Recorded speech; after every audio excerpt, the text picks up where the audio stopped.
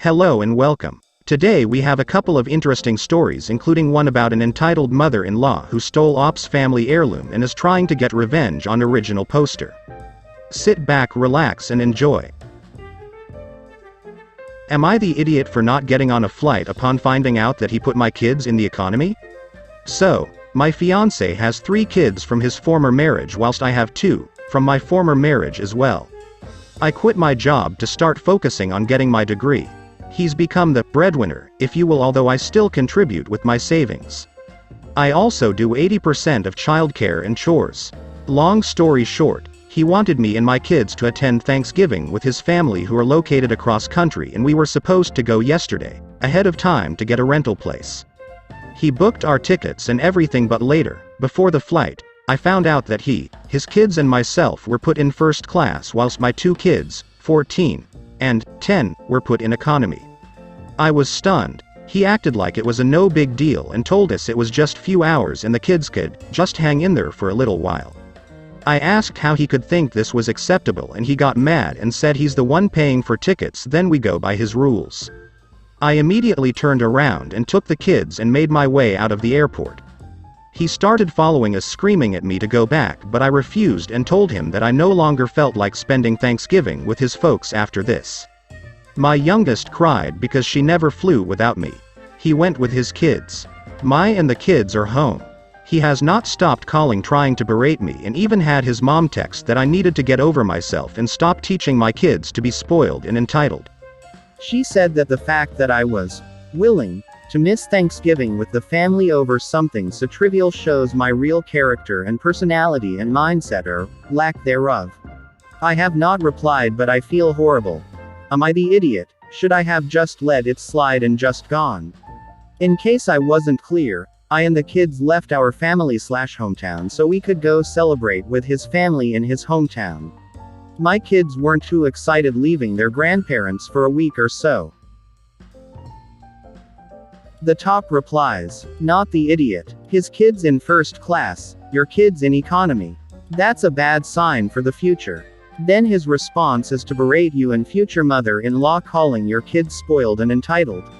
Even worse. It would not have ended here. I would be done with that relationship. Second reply. Feels like original poster is in a situation where she can't leave him, that's why she didn't mention it in her post.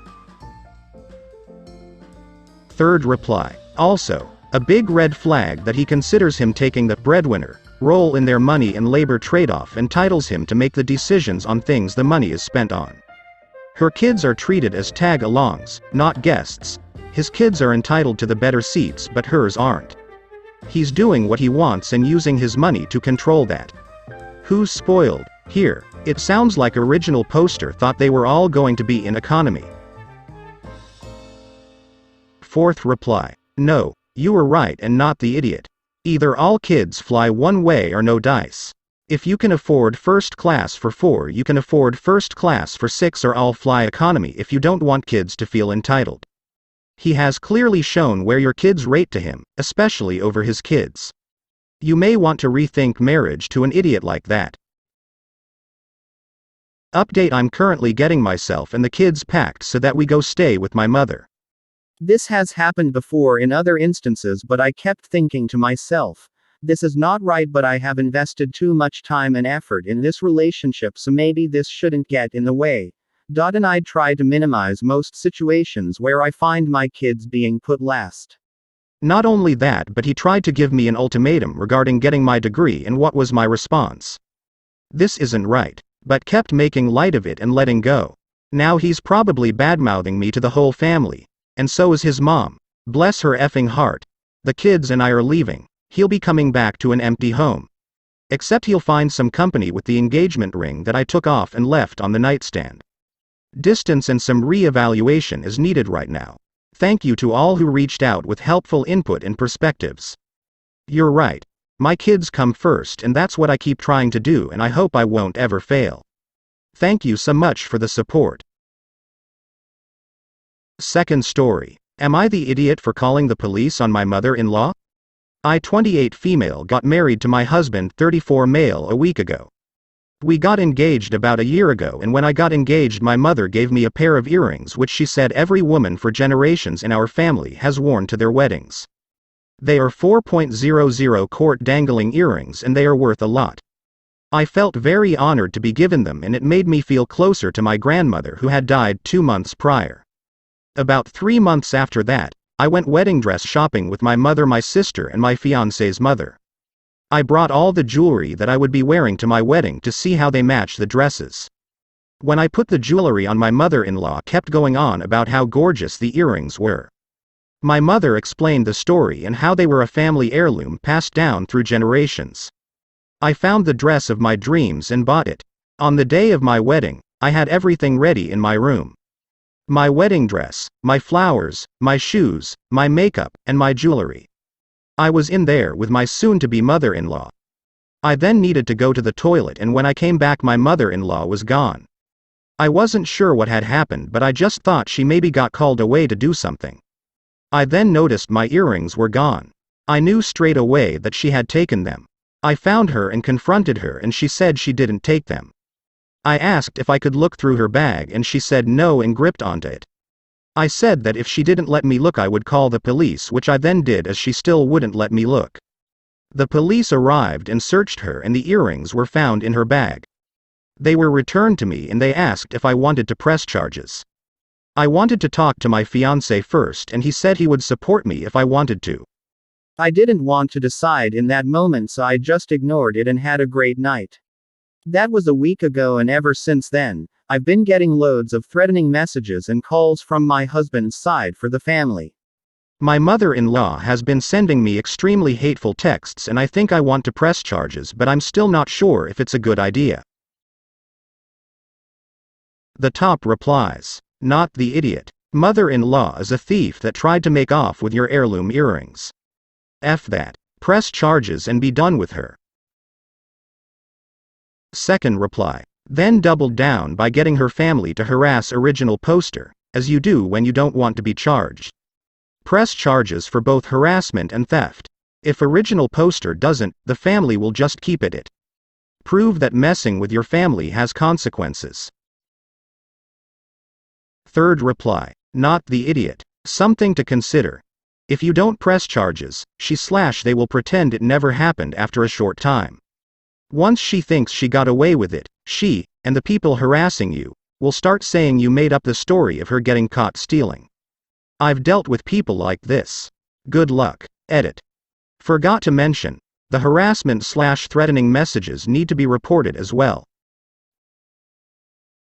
Fourth reply. This. Without the charges, she will try to gaslight you later.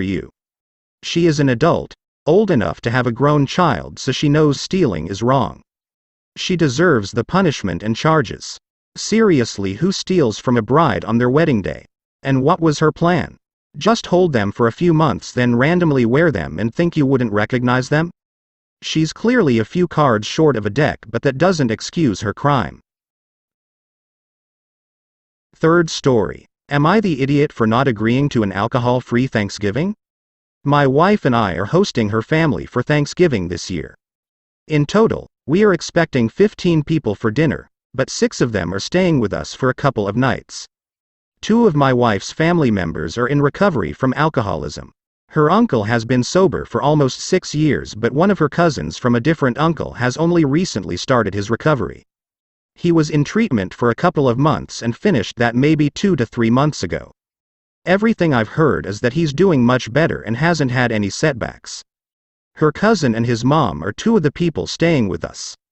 My wife's mom and aunt, cousin's mom, told my wife that we should make sure there is no alcohol for Thanksgiving. Not asked, told. My wife apparently agreed without discussing it with me. She only told me about this plan this past weekend. We were out shopping and stopped at a liquor store, and I mentioned getting a few things for Thanksgiving. She said she forgot to tell me, but we are having an alcohol-free Thanksgiving. When I asked why, she explained about her family members in recovery and that her mom and aunt think we should do this out of solidarity with them. I told her that I understand that, but I also don't necessarily agree with forcing everyone else to change for 2 people. She said that I can make this sacrifice for a few days and that it was not that big of a deal. I am the one who is going to be doing most of the cooking. Neither my wife nor anyone in her family is great in the kitchen. My wife is okay as a sous chef if I need her to be, but that's about it. When I cook, I like to enjoy a glass of wine, a beer, or a cocktail. Especially if I'm going to be in the kitchen for a long time cooking a huge meal for over a dozen people. I told her that if she wants me to cook an entire Thanksgiving dinner for her family, then I should be able to dictate how I cook that meal, including having a drink while I do it. She thinks that her request for a dry Thanksgiving is entirely reasonable and that I'm making this into a big deal when it doesn't have to be. It's not like I'm going to start drinking at 9 a.m., nor do I intend on getting drunk, but I'm going to be spending a lot of hours in the kitchen and I want to be able to cook the way I enjoy cooking. I would even be okay without having a drink with dinner, but this compromise is not acceptable to my wife. It has to be 100% alcohol-free. I understand wanting to make sure that her family members feel comfortable, especially her cousin since this is so new for him, but this is my house too and I'm going to be the one doing the majority of the heavy lifting. I don't feel like me having a few drinks in my own home while I'm cooking a huge meal is too much to ask. Yes, I know it's only a few days and not drinking during that time is not going to kill me, but I also feel like if I'm going to be spending hours cooking for these people, me having a few drinks would be a reasonable concession. The top replies. Alcoholic includes learning how to say no and not impact other people with your addictions. Point 1. You have every right to drink in your own home if you want to. Point 2. They have every right to not attend if that is a problem for them. Point 3.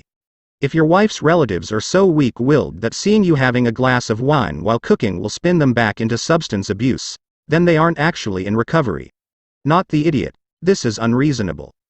But, that said, if you choose to die on this hill, it's going to make your life super rough for a while. Pick your battles carefully. I would fight this, not for the drink but for the principle of other people policing what I can do in my own home. That's a big red flag for me.